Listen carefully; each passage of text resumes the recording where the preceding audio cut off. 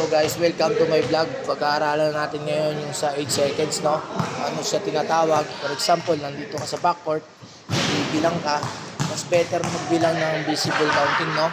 5, 6, 7, 8. Sa FIFA kasi hindi na natin nakikitang binibilangan. Pero sa Pilipinas, kailangan meron tayong resibo para mapaniwala natin yung mga coach na 8 seconds na talaga siya.